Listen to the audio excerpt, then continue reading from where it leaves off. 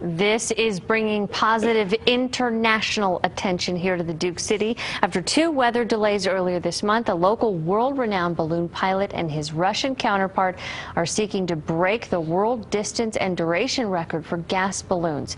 And the Two Eagles flight is being monitored from right here in Albuquerque. Stephanie Claytor got inside the Balloon Museum where they are tracking that flight as we speak. Steph? That's right, Danielle. I'm here at the Mission Control Center, and this is where they track the flight of world-renowned balloon pilots Troy Bradley and Leonid Tiukhtyaev. Now, they took off from Osaka, Japan just before 2:30 this afternoon, and if we take a look at the live tracker, you can see that they are just over Osaka, Japan, and I'm told in about 8 hours they will be over the Pacific Ocean. Off, and away.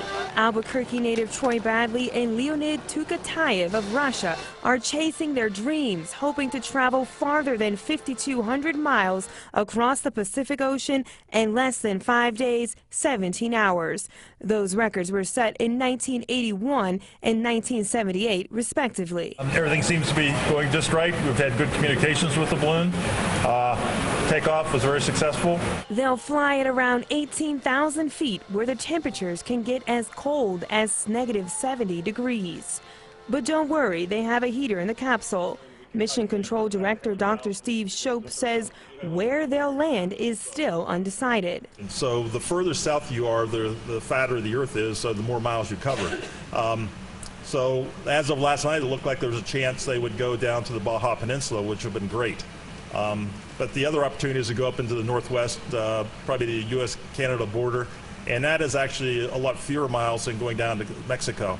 Back in Albuquerque at the International Balloon Museum, the team's Mission Control has people working around the clock to make sure the flight is successful.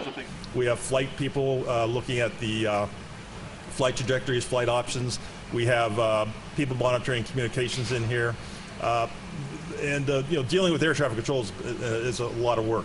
Dr. Shope says weather will be a key factor in determining if the flight is successful. And don't worry, Dr. Shope says the pilots have survival suits and a life raft prepared for the